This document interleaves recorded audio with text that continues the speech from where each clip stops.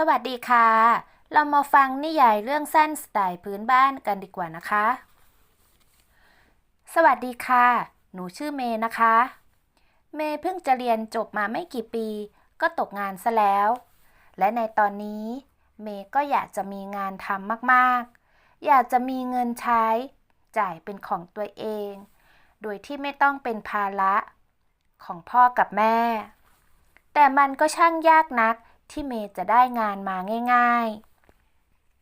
ๆ เมย์เสียหลักกับชีวิตตั้งแต่โค้งสุดท้ายที่มีโรคระบาดเข้ามา ในที่สุดเมย์ก็ได้อยู่บ้านมาตลอด พ่อกับแม่ของเมย์ท่านมีอาชีพทำนา ฐานะปานกลาง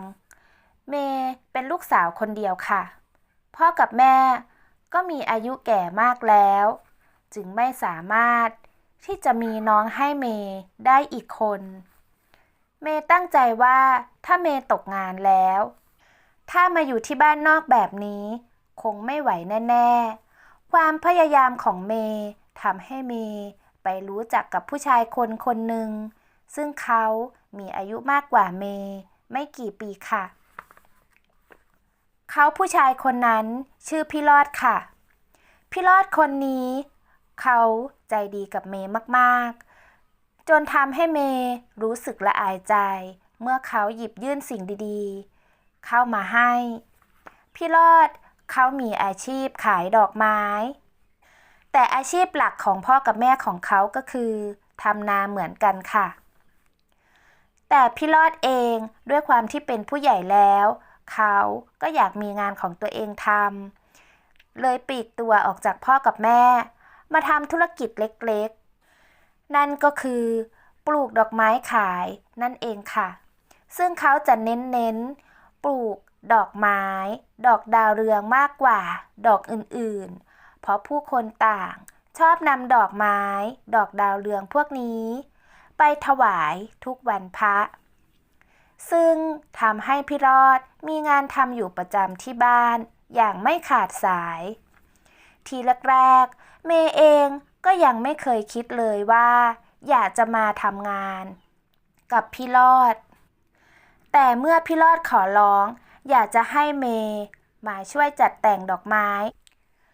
เมย์พี่ว่าเมย์อย่าเพิ่งกลับบ้านเถอะนะอยู่ต่อช่วยงานพี่สักหน่อยถ้างั้นเอาอย่างนี้ดีไหมพี่อยากจะให้เมย์มาช่วยพี่จัดเรื่องดอกไม้น่ะทำงานพวกนี้ไปก่อนถึงวันพระเมื่อไหร่พี่กลัวว่าพี่จะทำดอกไม้ไม่ทันน่ะพี่ต้องทำไว้ก่อน1 วันเอาอย่างนี้พี่อยากจะให้เมย์มีรายได้และเรียนรู้เรื่องดอกไม้กับพี่น่ะจะได้มีเงินเข้ากระเป๋ายังไงล่ะเมย์จะว่ายังไงพี่รอดจริงๆแล้วเมย์ก็อยากทำนะจ๊ะพี่แต่ตอนเนี้ยเมย์คิดว่าทำที่นี่มันคงไม่มั่นคงนะพี่อีกอย่างเดี๋ยวพี่ก็เลิกจ้างเมย์แล้วและต่อไปเมย์ก็ตกงานอยู่ดีแต่เมย์ก็ช่วยพี่ได้เป็นครั้งคราวนะจ๊ะไม่ได้ช่วยได้ตลอดนะเมย์พี่เข้าใจเรื่องงานที่มั่นคงน่ะเดี๋ยวพี่จะช่วยหาให้อีกแรงนะแต่ตอนเนี้ยพี่ขอแรงให้เมย์มาช่วยพี่จัดดอกไม้ซะก่อนได้จ้ะพี่เมย์ก็มีวุฒิการศึกษาสูงอยู่นะพี่รอดแต่ทำไมเมย์ไปสมัครงานที่ไหนผู้คนส่วนมากเขาจะบอกว่าจะอยากได้คนมีประสบการณ์นะจ๊ะถ้าเป็นแบบนี้เมื่อไหร่เมย์จะได้มีโอกาสทำงานสักทีละจ๊ะถ้าไม่เปิดโอกาสให้เมย์ทำจะรู้ได้ยังไงว่าเมย์ทำไม่ได้นะจ๊ะพี่และอีกอย่างเขาก็เลือกแต่คนมีประสบการณ์ไม่เห็นใจคนอยากจะได้งานใหม่เลยนะจ๊ะพี่รอดเมย์ไม่เข้าใจจริงๆจ้ะเฮ้ยเมย์อันเนี้ยพี่คงตอบเมย์ยากนะเพราะพี่ก็เจอมาเหมือนกันนั่นแหละไหนจะต้องมีเส้นสายไหนจะเรื่องหาประสบการณ์โอ้ยพี่แพ้เขาเหมือนกันทางเราก็ไม่มีเส้นมีสายไปสู้อะไรกับงานกับคนอื่นเขาได้สู้เราทำของเราทำอาชีพของเราดีกว่านะเมย์ถูกจ้ะพี่เม ยังไม่มีต้นทุนนะจ๊ะพี่พอที่จะได้มาเป็นเจ้านายตัวเองก็นั่นแหละพี่ถึงบอกว่าให้ยึดงานเกษตรกับพี่ไว้ยังไงล่ะยังไงเราก็เป็นคนสร้างมันขึ้นมากับมือเป็นเจ้านายตัวเองสบายใจกว่าเยอะถึงแม้ว่าเราจะลำบากแค่กายแต่เราก็สบายใจนะเมย์ทำงานอยู่กับพี่เก็บเงินไปสักหน่อยเดี๋ยวเมย์ก็มีทุนเองแหละจ้ะพี่ทำไปเธอะเมย์บ้านเมย์ก็อยู่แค่ปากซอยนี่เองเดี๋ยวขายได้เท่าไหร่พี่จะแบ่งเปอร์เซ็นต์ให้ได้จ้ะพี่หลอดนั่งคัดดอกดาวเรืองที่เปล่งสีเหลืองทองงามอลามเป็นจำนวนมากเมย์เมื่อได้พูดคุยสักพักเธอก็ตัดสินใจลงมือคัดสรรดอกดาวเรืองช่วยพี่หลอดโดยไม่คิดอะไรมากมายทุกดอกมีคุณค่าและมีความหมายมากการทำงานเกี่ยวกับดอกไม้เมย์รู้อยู่แก่ใจดีว่าควรต้องระมัดระวังเรื่องของการบอบช้ำอยู่แล้วค่ะพี่รอดเองเมื่อเห็นเมย์ค่อยๆจับค่อยๆหยิบเขาก็เข้าใจดีอยู่แล้วว่าเมย์มีความละเอียดอ่อนหวานในตัวเองมากๆการสบตาและรอยยิ้มก็ตามมาพี่รอดเองก็พอใจอย่างมากที่เห็นเมย์ตั้งใจคัดสรรดอกไม้เมย์เดี๋ยวคัดดอกไม้พวกนี้เสร็จแล้วเนี่ยพี่จะพาไปชมสวนดอกดาวเรืองของพี่นะสวนดอกดาวเรืองของพี่ปลูกไว้สวนใหญ่มากอยู่ข้างในโน่นเนี่ยเหรอจ๊ะพี่รอดโอ้โหปลูกเป็นจำนวนมากขนาดใหญ่น่าจะสวยงามน่าดูเลยนะจ๊ะพี่ใช่แล้วจ้ะเมย์พี่ก็เลยอยากจะให้เมย์ไปดูอยู่นี่ไงล่ะรอดยิ้มเมื่อเห็นหน้าเมย์ยิ้มแย้มแจ่มใสหน้าตาละลื่นเหมือนประทับใจในผลงานของตัวเองเมย์เป็นคนที่นิสัยดีล่าเริงจิตใจดี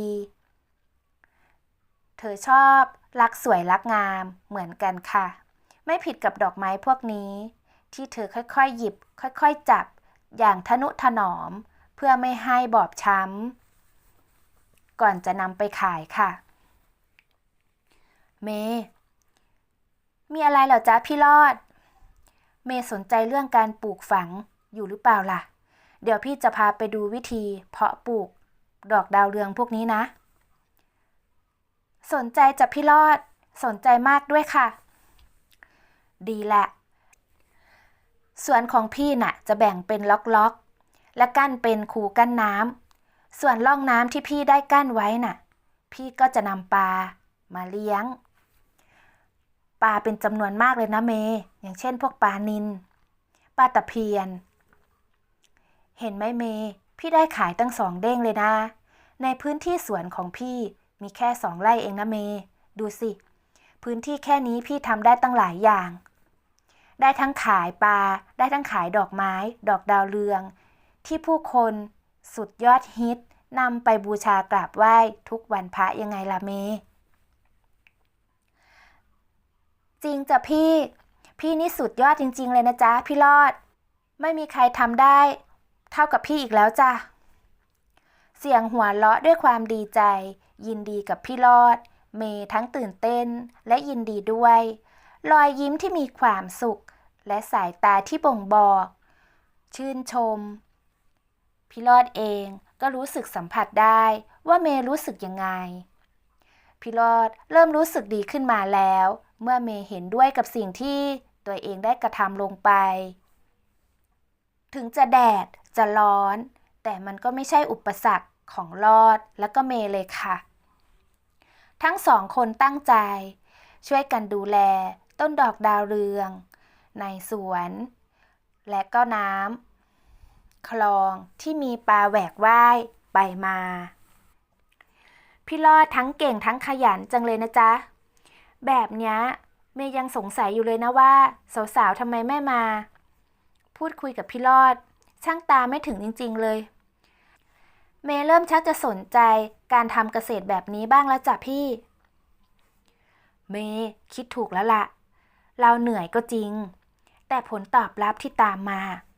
มันสุดคุ้มเลยนะเมย์เห็นรายได้เข้ามาน่ะพี่หายเหนื่อยเลยแหละแป๊บเดียวพี่ก็ได้เงินมาเป็นก้อนๆแล้วส่วนผู้หญิงน่ะรู้ไหมทำไมพี่ถึงไม่มองเขาเพราะพี่กลัวว่าเขาจะรับพี่ไม่ได้ยังไงล่ะเมย์พี่น่ะทำงานไม่เหมือนคนอื่น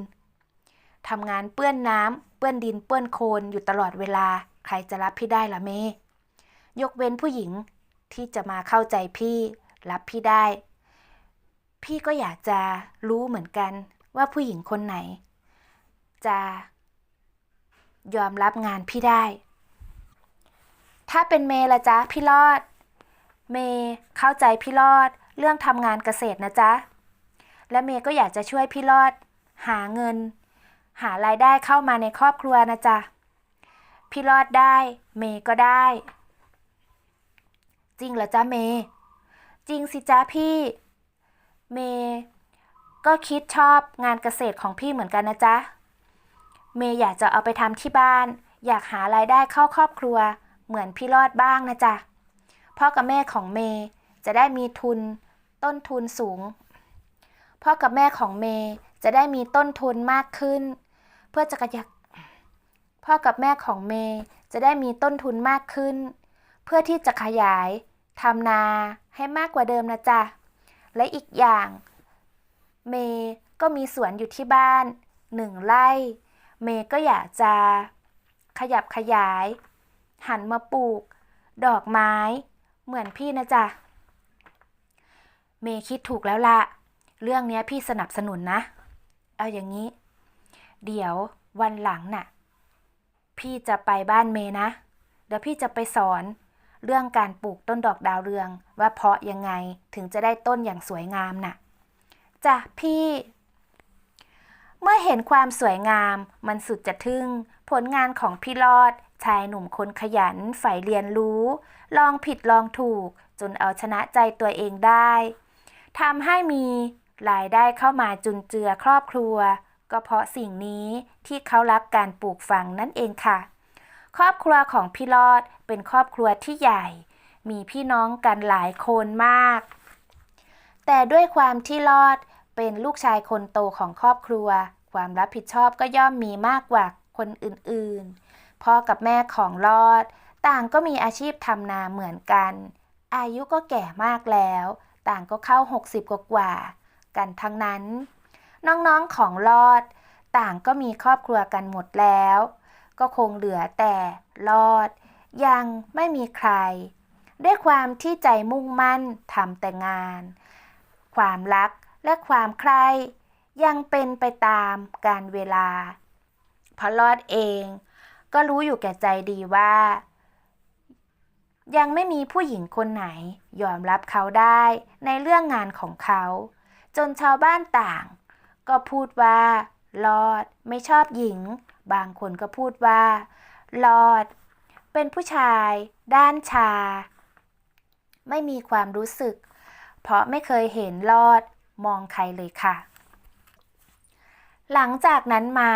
รอดก็ได้แบ่งวิชาให้กับเมย์ได้ไปเรียนรู้อยู่ที่บ้านเขาตามไปดูผลงานเมย์อยู่ตลอดเวลาเมื่อเมย์ได้ย่างก้าวผ่านเข้ามาในวงการงานเกษตรของรอดเมย์ก็รู้สึกดีขึ้นเรื่อยๆเรื่องปากท้องเริ่มเติมอิ่มมีรายได้เข้ากระเป๋าทุกวันถึงจะร้อนละอุกความเหนื่อยล้าของเมย์ก็ยังพอที่จะรับได้เมื่อพี่รอดได้หยิบยื่นสิ่งดีๆเข้ามาให้กับเธอค่ะจบแล้วนะคะสำหรับนิยายเรื่องสั้นสไตล์พื้นบ้านก็ขอฝากไว้เพียงเท่านี้ฝากกดติดตามกดไลค์กดแชร์เพื่อที่จะไม่พลาดคลิปนิยายเรื่องสั้นเรื่องใหม่ๆภายในคลิปหน้าขอให้ผู้ฟังทุกท่านฟังแล้วขอให้มีความสุขมากๆด้วยนะคะขอบคุณและสวัสดีค่ะ